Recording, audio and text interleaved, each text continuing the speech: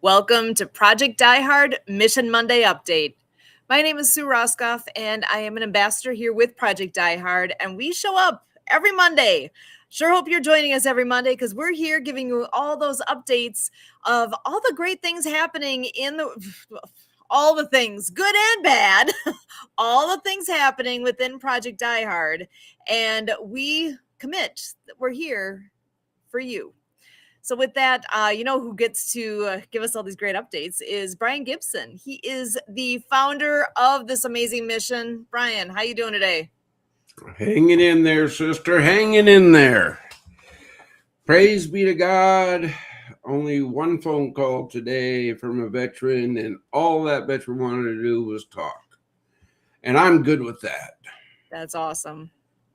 You know, when I get those calls when I got to say our facility isn't up and running yet, I hate those. You've had some of those recently too, haven't you? Yeah. All right.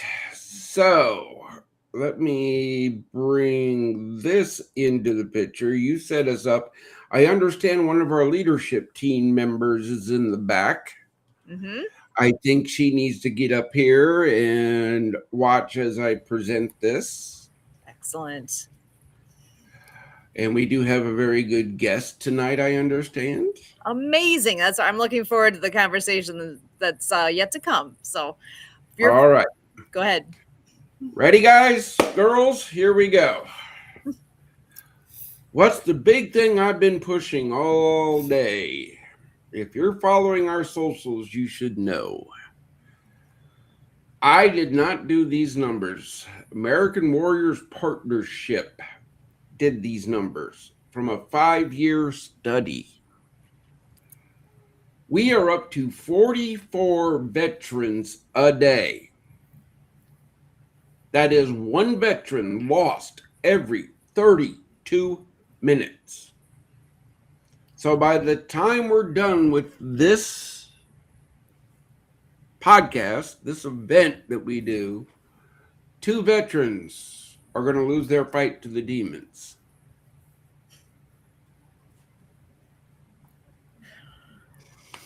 Check your bet. Now, Crossroads Lawn and Garden, Benton, Kentucky. Help me understand here, boys and girls. Tractor and labor are free. That's God's blessing to us. No profit on the parts to fix it. $8,000 is the cost. $236.06 is in their can on the counter. We've been blasting that out for at least 2 months. Can't believe it's not more than that yet. So yeah. That's the call out. Anybody who is in a position where you could make a difference here, sincerely consider that, because this is something that will make a big difference on the grounds there. Funds are needed. Yeah. All right. Here we go, boys and girls. You all want to snide questions on my DMs, on emails, on all this. Here we go. If your question has warranted my time, you're going to see it here on Mondays. This is the new PDH Asked and Answered. Because if you don't ask, we can't answer you. So, why should I pray every hour? Because I know for a fact prayer works. Anybody on this screen right now disagree with me on that? Nope. I completely agree. Okay. Prayer works every hour. Pray for the veterans to find hope.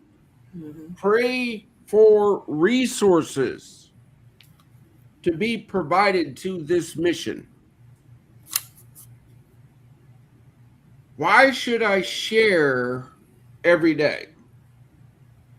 Because I ask, pray, share, right? Every day. If you pick one thing of Project Die Hard to share, it's going to reach the right person with the right resources to help. Why should I volunteer? Well, in a nutshell, it saves us resources.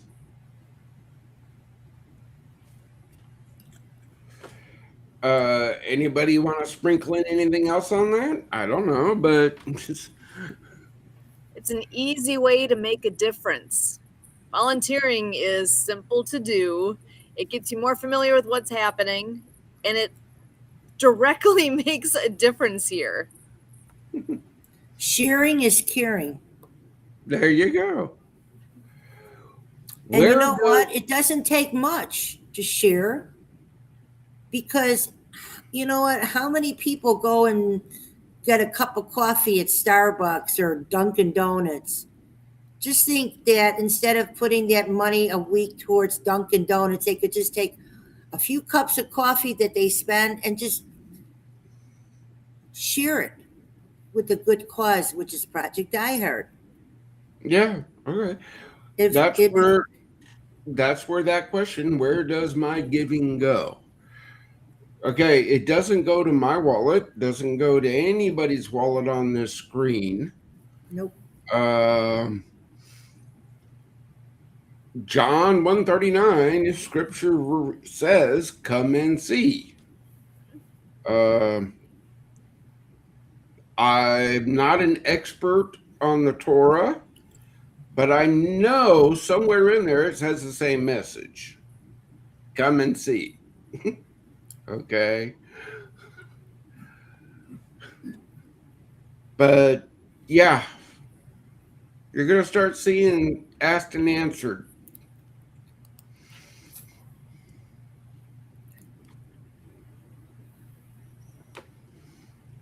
Right there, folks. You want to see where it all goes? Come and see. Check your vet. Support our community support program. Hey, why don't you join them? There's a lot on that, but it's all been put out. Quality, not cost, only the best.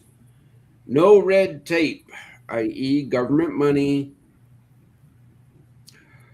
There's a bunch of small print there. Replay this, save it, blow it up, whatever you do. All I know is that demons don't win. So, brothers and sisters, don't give up.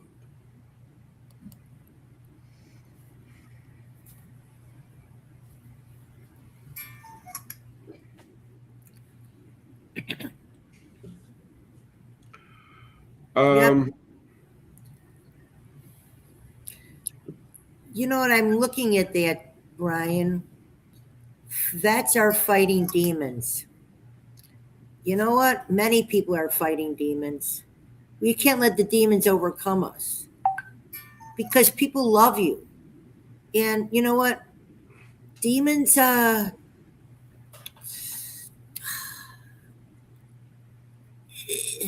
sometimes they could be very overpowering, but then that's where we make a call.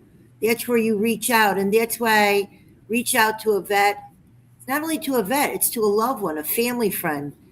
Vets are very important. This is all about vets, but people want to be felt like they're cared about and they're loved and wanted. And we all, you know what? Even if you have one or two friends, they care about you, they love you. Nobody wants to see a demon take over and overpower your inner, because they could just go away. Leave them alone. Think for tomorrow of what your impact of what you can do to make it a better world for you and your family and yourself. yeah, I'm in a full agreement. Everybody needs hope. I just It's specialize on my brothers and sisters. because I'm going to remind everybody once again, veterans make up over 50% of every suicide in the nation. But yet, we are less than 1% of the nation's population. Let that sink in, people. Let that sink in.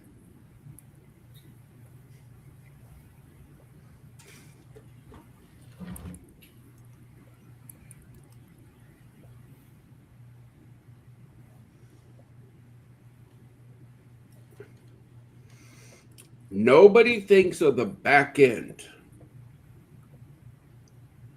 They don't. They really, really don't. They don't think of the back end. The Father gave his Son for you. Veterans gave you freedom. Project Die Hard gives them hope.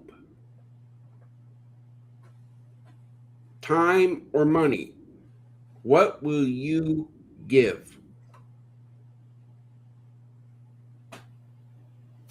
I love that. Yeah.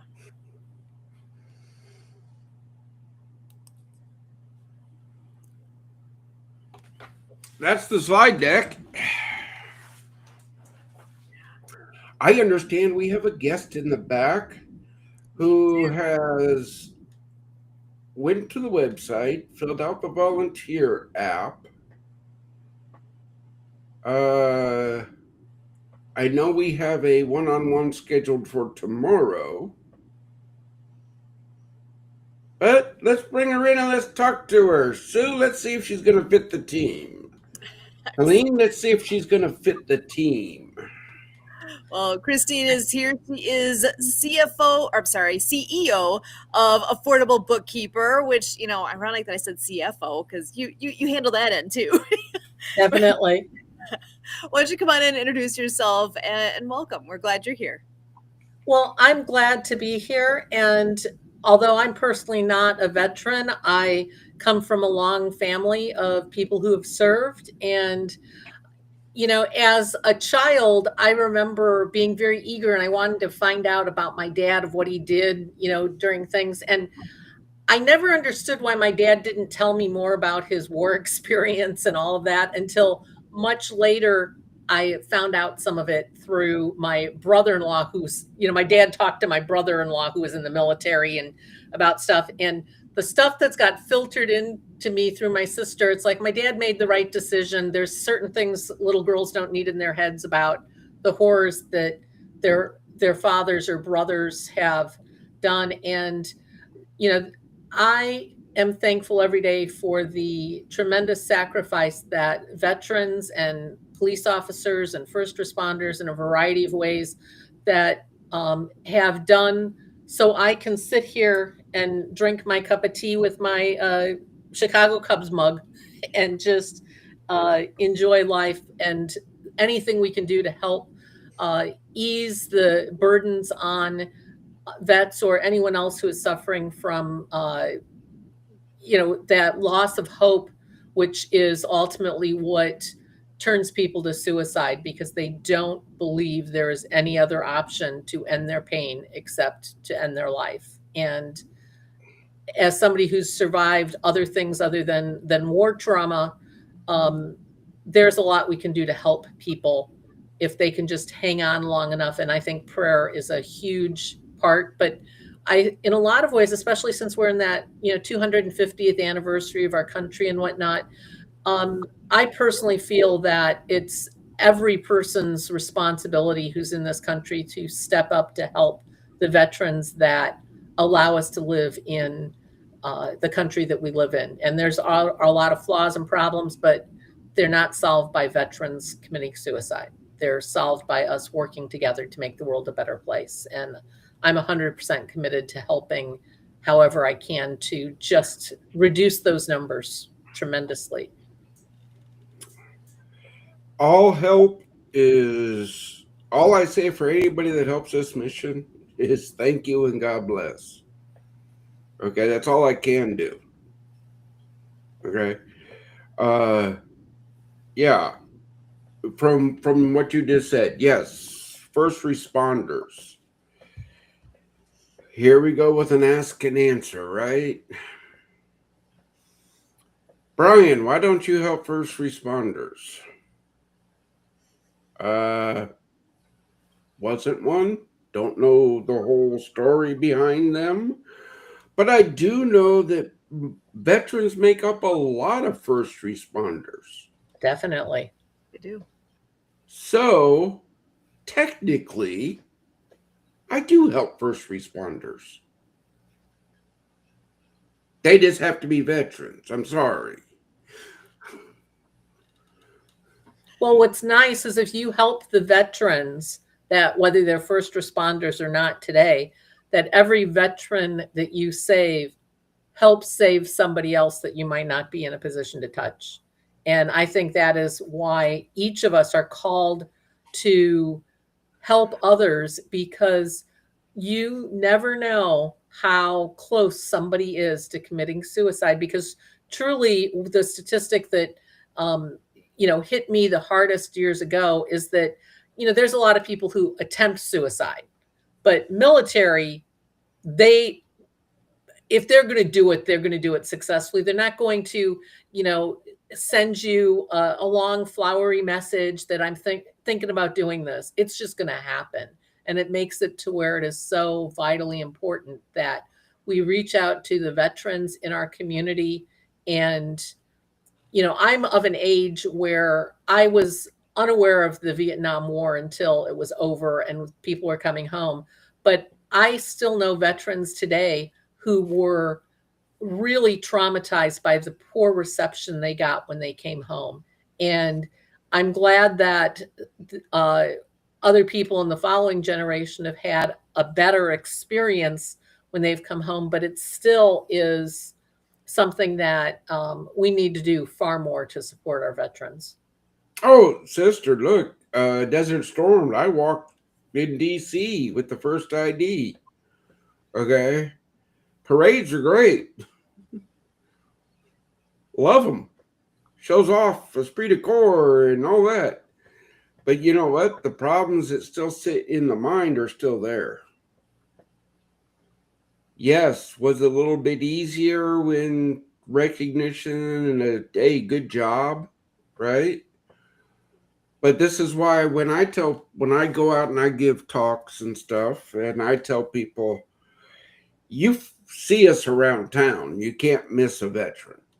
Okay, well you can, but they're gonna wear the ball cap, they're gonna wear the shirt, they got the tattoos, they got something that'll ID them as a veteran, even just their attitude, right? When you ask a veteran, hey, how's your day going? That's a loaded question because you might be the voice they needed to hear right then and there to open up. Indeed. So, not saying don't ask a veteran, but just be ready to sit there and listen. That's the whole thing of the fellowship breakfast. That's the whole thing of the overall mission of Project Die Hard. Places where the veterans, the kingdom, and the community can all come together and help each other. Veterans can give a lot back to the community. I know this for a fact. Indeed. But see, they got to learn how to interact with civilians, and civilians got to learn how to interact with veterans. So come to a fellowship breakfast, break bread with heroes. You'll get to meet a few. Oh, build a facility. Come teach them something. Oh, Foul Brush, sit by the pond right now and just talk with them.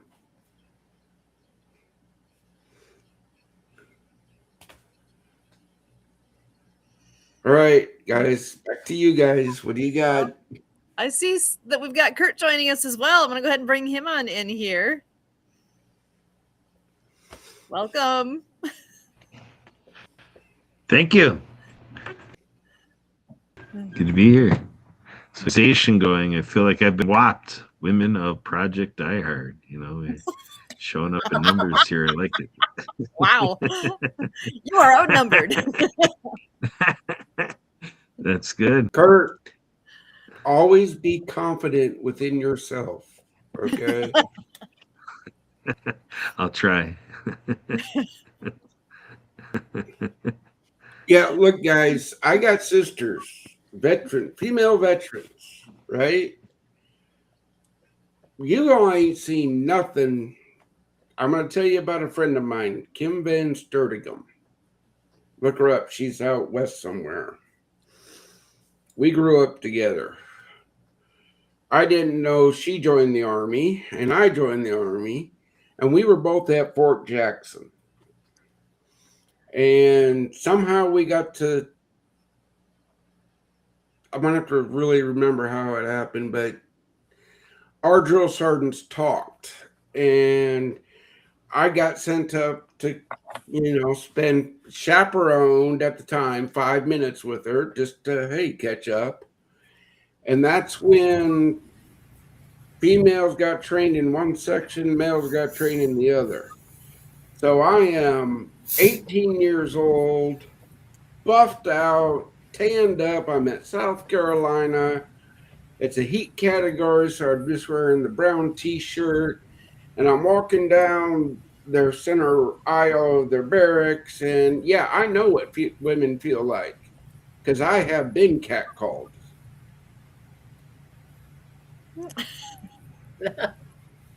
Didn't expect that.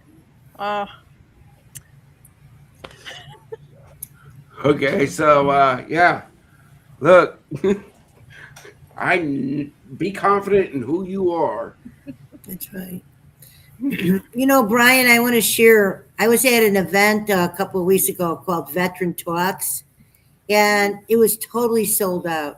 150 people showed up, and there were 8 veterans that were sharing their stories. However, everybody has a story. There were people, and the thing is, with everybody's story, we're all giving each other hope because everybody has something in their closet. And one of the gentlemen, in fact, I'm going to be supporting him. I'm going to one of his events. And he was talking about how he almost committed suicide, very, very, very close to it. He was almost there until he saw a flyer on his table, on his cocktail table, that he was invited to an event. And it could have been an event like yours. It could have been a fellowship breakfast. But it was something that he had said he would attend. And when he saw that, he took the gun away from his head and goes, I forgot, I have to attend that. That was the last time he thought about suicide because he had something that gave him hope. And he was needed. He realized, what am I doing? Yeah. Yeah. It just takes sometimes a thought, just get that thought out of your mind. And that flyer, which came out of nowhere, it was his way to get out of not ending his life. Yeah, again. Hence, I'm going to go back to that second question. Why should I share the mission? Because I do believe everywhere we put things out, we say, check your vet. Don't give up. Right. That's important. Yeah, we say something to say, hey, guys, it's okay to talk. Girls, it's okay to talk. But that's why I need people to share the mission. Right. It's not just finding the resources.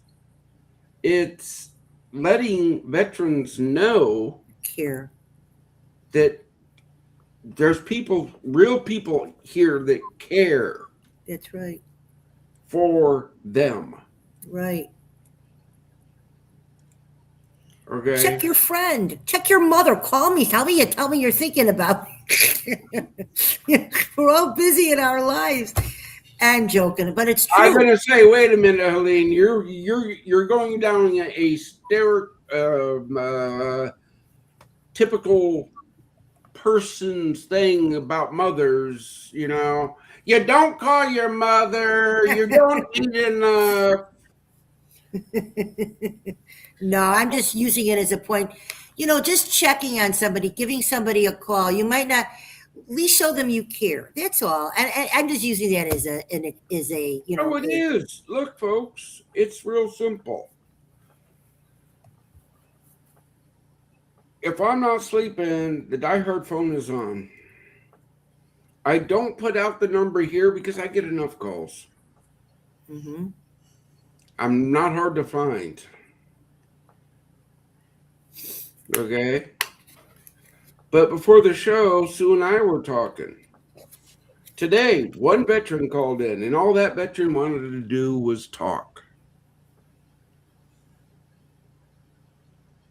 Praise be to God, that's all that veteran needed today. Mhm. But then we talked about last week in 17 in one day, where over half of them I had to say our facility isn't ready yet.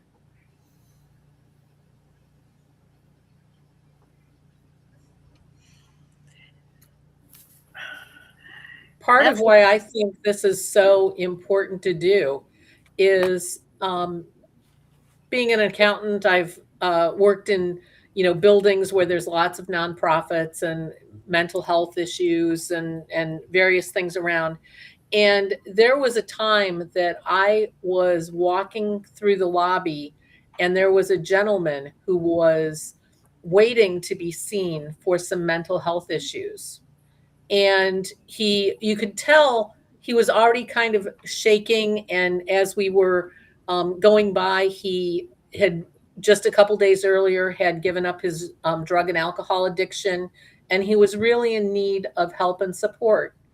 And I was appalled that the medical professional that he was meeting with that greeted him, instead of doing what I think would be a normal greeting for somebody like that of love and support, glad they're here, let's have a talk, they started to berate them because of their shaking and whatnot. And when the gentleman did say that he was just 2 days sober, that instead of praising him, she condemned him, that 2 days is nothing. And I, being somebody who is not afraid to stand up and get involved in stuff, I went over to him and I thanked him for what he did and for his recovery, and hoped that he would find the strength to make it to his third day of recovery. And ultimately, he decided to cancel his appointment with the therapist, and we went across the street and had lunch together.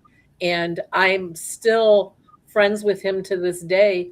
And I did not realize how important it was when I stepped in to help him. But it part of where I really view something that I hope that the Project Die Hard will do is not only have volunteers out to help veterans be part of our community and know that there is hope out there and there are people that are available to help him, but also that we can't rely on the existing medical system and the therapists and the stuff that's out there, because not everyone who has a license to practice should be in practice, in my personal humble opinion. And we've talked now that he's recovered, in the fact that how close he was to, he had thoughts of suicide going into his head after this person was kind of condemning him for the fact that he was just proud of himself that he got himself to the appointment that day. And it's deplorable when medical professionals do more harm than good. And there's enough veterans that are killing themselves that we don't need professionals to increase the number. of deaths Oh, that happen in our community. sister, again, when I went out to the event at Dinkendine. Okay, I know I've said it here on this podcast. Every facility is going to have what we're calling a wellness clinic.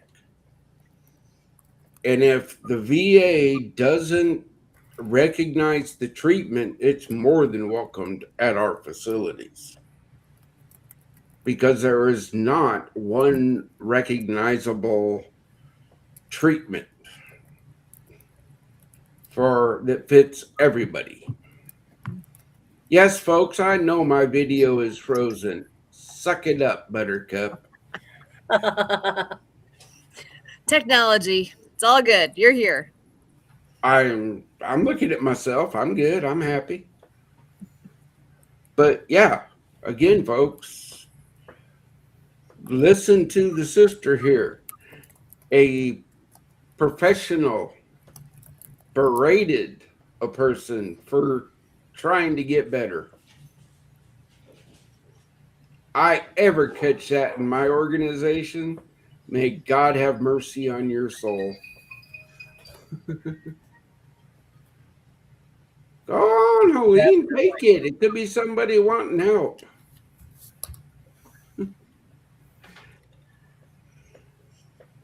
As someone who has personally been very close to wanting to die myself, that the critical thing that made a difference for me was as simple as when I was laying on the floor in my living room wanting to die, my cat came up and looked at me like, "What are you doing?" And just, having an animal in the house can sometimes, I've actually known somebody who had tried to commit suicide as a vet, and what got him out of bed every day and not kill himself was the fact that he had a dog that needed to be taken care of. And he would not Okay. get out of bed for anything else, but he'd get out of bed to feed his dog.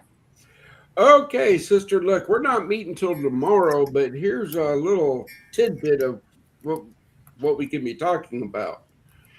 My idea of a service animal, a service dog for a veteran, right, is a veteran comes to Project Die Hard and says, I want a service dog. Okay, here's your puppy. Puppies will bond with who takes care of them. That I guarantee, because I've had dogs, right? And then that veteran and the dog go through service dog training.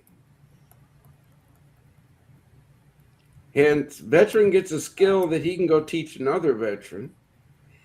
The puppy gives them a reason to stay alive. I don't know.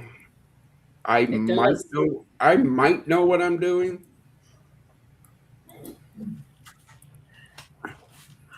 This goes back to why we need our facility to be completed. I mean, you just said it was that recent day you had 17 phone calls in one day from veterans reaching out, and half of them, whatever the number was exactly, could have used a place to go. The facility would have made a difference for them. Well, why don't we have that facility completed and ready? Well, it's literally time and money. We've got the facility that was donated years ago, but it needs work. It's not ready for this function yet. This is where anybody listening can make a difference. You can pray for the mission. You can share this out so people know about this. You can volunteer here and make a difference and get this done faster. You can donate and literally make it get done faster, because it takes dollars to do all these things. There are so many ways people can reach out and make a difference. And it could be any of those. It could be all of those. Everybody's different. You're going to be in a different place today than where you're going to be 5 years from now when you think about this again. You have the power to make a difference. Are you going to? I'll step back off my soapbox now. Oh, stay on it, sister. You're speaking. Well, can I ask something which you'll have to pardon my ignorance, but it's a question that I'm sure other people might be wondering is, we have, a Veterans Memorial Building, across from our fairgrounds here, et cetera. Is why aren't there more activities and things like that at, some of um, those types of meeting places, et cetera, that can help veterans and not necessarily replace what Project Die Hard is doing in any way, shape, or form, but is it worth reaching out to various communities that have some facilities that may be underutilized? Because I drive by there every day and there's nobody in the parking lot. It's a beautiful building, but there's nobody there. They're not using it. And Uh, again,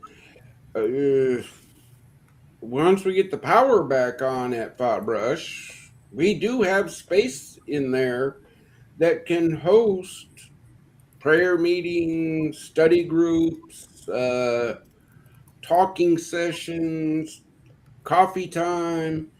That rolls back to the volunteer thing. Okay. Until people decide they want to step up and do something, that's the issue. Okay. Just like if you saw Saturday. Saturday was Club 22 Day. There's a video out there somewhere of me standing in a big empty room that we can now use anytime we want to. Praise God for that blessing. But until we get volunteers to organize the event and do all that back end things, I'm not going to pull the trigger on an event.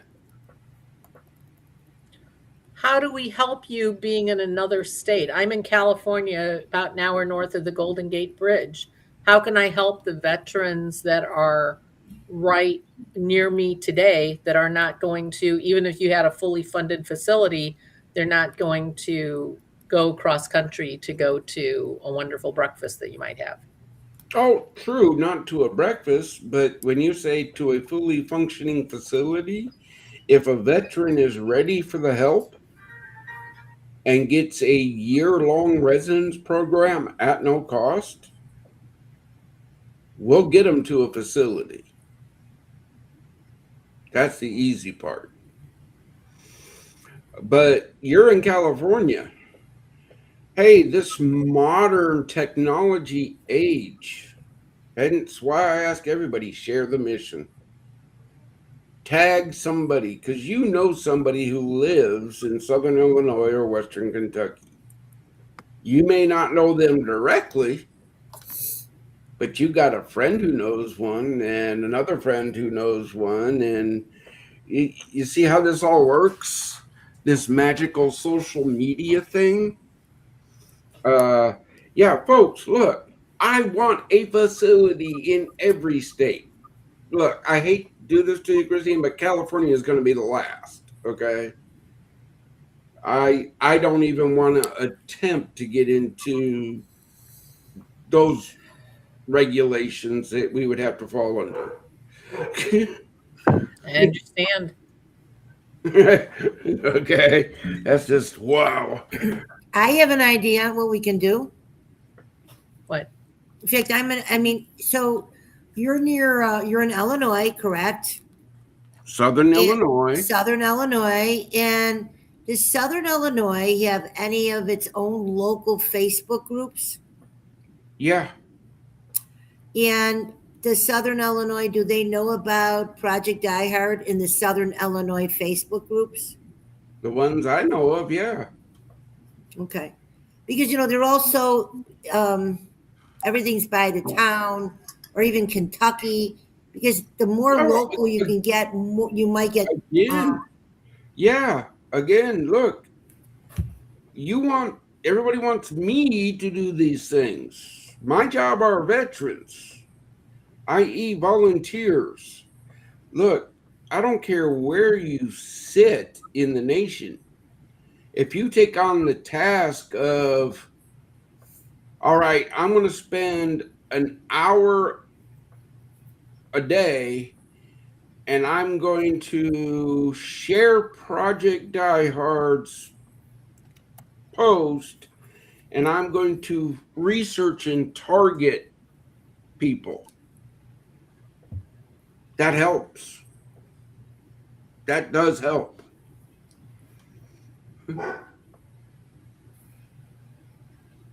Yeah. My video is frozen. My dogs are barking, and I'm getting a text from a veteran. So I am going to turn this back over to the team. Sue, you know what I say every week to my brothers and sisters. Just beat them up on it. Don't give up. Christine, I'll see you tomorrow at 2:00. Definitely. I look forward to it, my friend.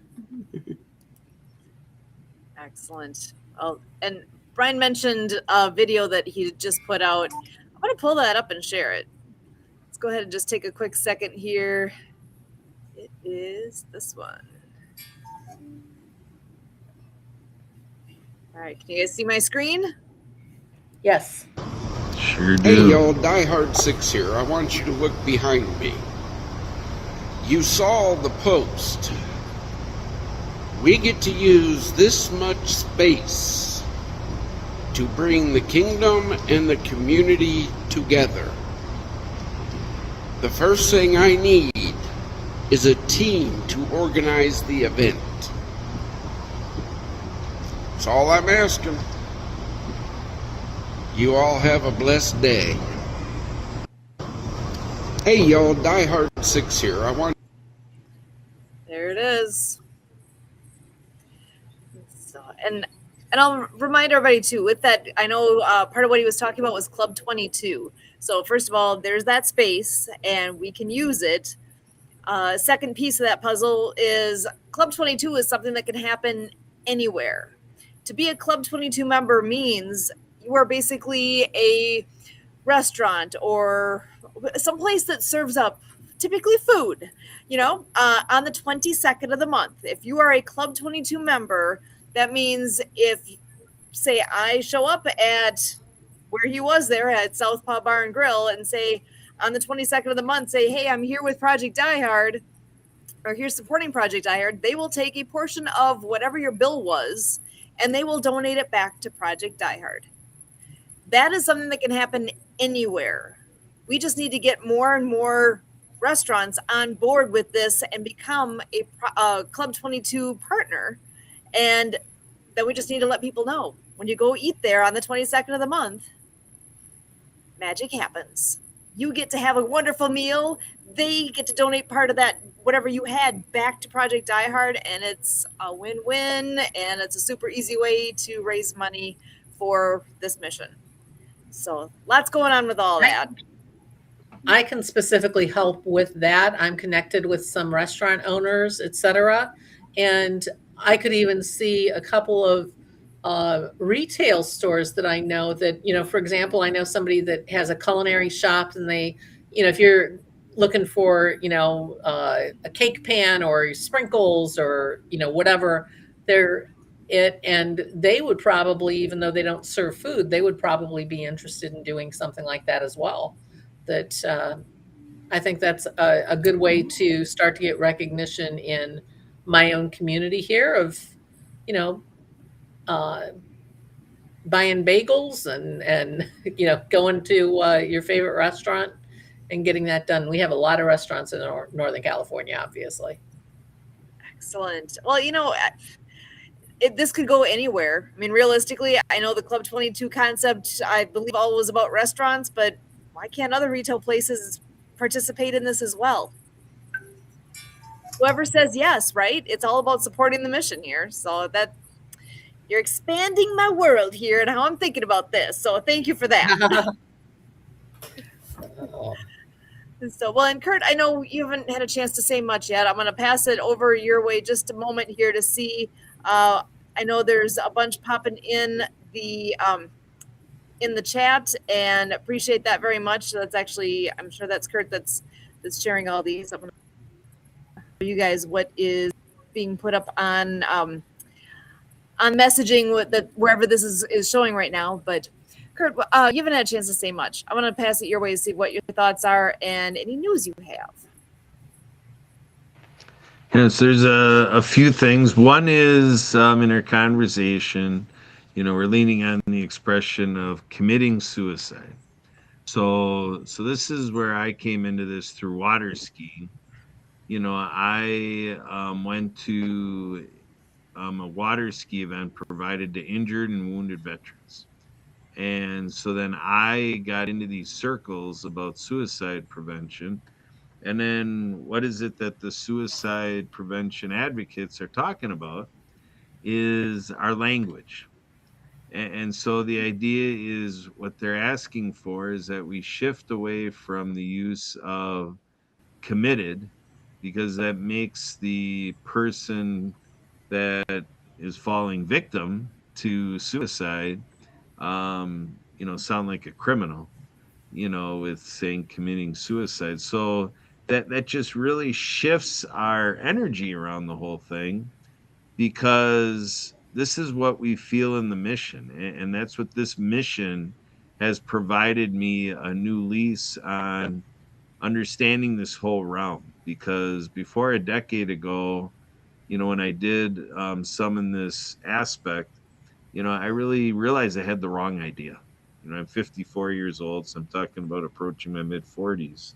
And, having the wrong idea about this struggle, about this fight with the demons, in a few years here at Project Die Hard. So to me, the suggestion is that that we look at our veterans out there that we're losing to suicide. It's talking about we lost a life to suicide. And like we talked about here at Project Die Hard, losing the fight to the demons. So that's the aspect, is that if we have a built up response, that here at Project Die Hard, the story that Brian has is what gave rise to this organization. This organization was lifted up to our Heavenly Father, and it became a calling, where Brian knows his life was saved by his Father in heaven. Brian knows that. That's the relationship between he and our Heavenly Father. And, it's through that, the experience of having the gun in your mouth and then the phone rings. So we now have check your vet. See, Brian knows firsthand the importance that he's here today to say all the stuff he said today because someone rang his phone.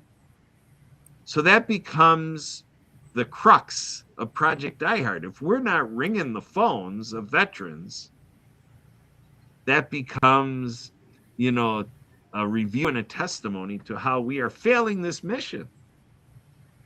So the idea is, once you know these things are true, there's no escaping that now you know. And the idea is it should be exciting for you to know, and all of us to know these things, because it's such a problem. We've fallen victim to succumbing to failure. See, we believe that this is such a big problem that I can't solve the problem. See, when I joined this mission, we got to doing this podcast. When Sue and I came here, we're like, well, for other stuff, Brian, we do podcasts. What do you think about doing a podcast? And he's like, well, what do you recommend? And we're like, well, you could do StreamYard, Restream. You could do it through Zoom, da-da-da-da-da. We reviewed it. We decided to use Restream. So we are here on Restream.io because we as a team We made a discerned decision what we're going to do with the resources, and we got to work coming out and reaching you. Because the idea is, I didn't know in recent time in my life either. So all of us know here that if we share what we have come to know and we build this awareness, that this is a movement, this is an outreach. This is an outreach and an inreach to you out there as our viewer, that you have the power, you have the resource, time, and capacity to share this with people. Pick 3, pick 5, pick 7, pick 10, whatever your ambition could be, to say, hey, I just saw a podcast that really opened my eye to look at veteran suicide differently. And when we say, oh, check your vet, oh, I don't have a vet, it's like it's a free pass. The idea is we here at Project Die Hard can help you be available to a veteran, that you can seriously pick up the phone and dial a veteran, and you're talking to a human being. Your soul is connecting to their soul through the telephone. Brian always says in person is best. That will never go away. That is the ultimate thing, but we need to look at what we can do. That's what I was taught in disability advocacy when I talk about injured, wounded vets. The disability advocacy is look at my ability, not my disability. And, the community of people with disabilities inspired me to get into the business of barrier demolition. Because the idea is that when you come to a point where you say, I can't this, that, or the other thing, there's the whole other half of what that's a calling to do, is to figure out how you permeate and persevere, and you get through that element to where you figure it out and you ask for help. You get a team here. Together, everyone achieves miracles. You ask for counsel. And when you have the brainstorming session with others, eventually you're like, oh, Thomas Edison visits you with the light bulb. Boom, ding, you got it. Aha, the aha moment. That's what this is about here. An outreach, an inreach, a movement.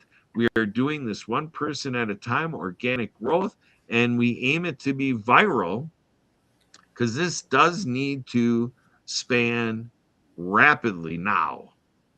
And so we have Tom Drysdale was on this show, several weeks ago. And last week I got to talk to Tom Drysdale from American Veteran Industries.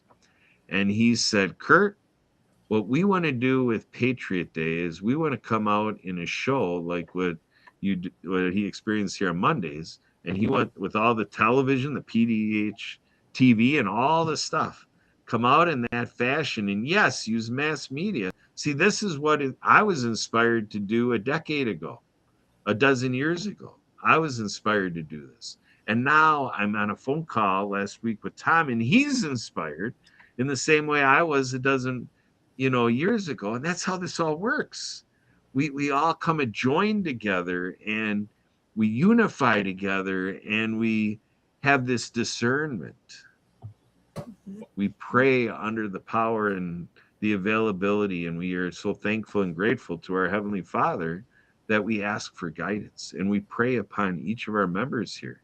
I pray upon Helene and Christine and Sue and myself and Brian and our whole leadership team and all of you out there, that we can come together the way our Heavenly Father more wants us all taken care of, especially our veterans that are in the battle with the demons. So we got on your Project Die Hard. Text is a good call. Text is good. Call is better. Face-to-face is best. So yeah, I covered the call and the face-to-face. But yeah, text. So come to us. Go see your veteran service organizations around you. Go see a veteran service officer. Contact the VA. Go out there and volunteer this, that, hey, if I can offer my time to a veteran that would want to talk to me, I'm happy to be that person for that veteran. We need to discern that, press that upon your heart, and ask yourself, would you be willing to do that? Would you consider yourself a life-saving person? This is something that Sue and I have had to, or have done. We've done this in pre-hospital care. We were EMTs, EMT IV techs for 10 years. So we went out there to answer the call to save the lives of everybody in our local area. And what's happened in my life is I've decided that these veterans that we are failing. It's not veterans failing. I know Brian's tough about don't give up. Yes, we need that. Just like when you have a patient in pre-hospital care, if that patient is not a good patient and just gives up and just decides to just call it a day, well then yeah, it's not going to be a good ride to the ER room. So same thing here. We do need all of you veterans out there to hang in there and let us be a part of your response to the rest of your life. Sue, back to you. Excellent. Well, I think this is a good time to bring us to, how we always wrap things up here together is to share a message of hope. What we each have a moment here to just share what our words are to our veterans out there who are listening. What message of hope do you have to share tonight? I know Brian always says, stick around, check your watch. What time is it now? Be here at the same time tomorrow. Do what you can and be here. Make that a priority. Just be here. I'm going to go around our room. Actually, I'm going to just go clockwise right around here and give you each a moment to share your message of hope for our veterans. Helene, I'm going to go ahead and start with you. Oh, just got to unmute first. Thank you. First of all, I want to thank all of you for serving and making a difference in the world, making a difference in the USA, and know how much you are appreciated. And we all have our demons. We all have sadness. We've all had experiences that have not been pleasant. But now we have to look ahead and look at the hope. We have so much to serve and offer each other as community. We got to think about as being a people-powered community. And we all need you to teach us, show us, help us, rather than giving up. Don't give up.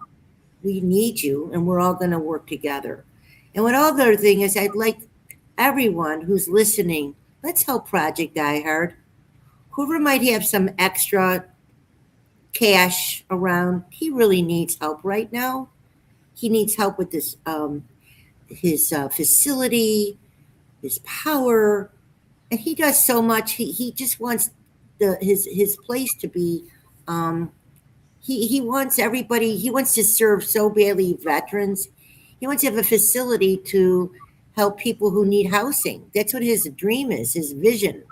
So I'd love to help Brian create his vision. And even though I'm here in Las Vegas, Nevada, and he's in Illinois, he's still a brother. He's part of the community. And whoever could help, please do. Just, and then you'll feel good inside knowing this, he'll appreciate it. Some people don't appreciate it.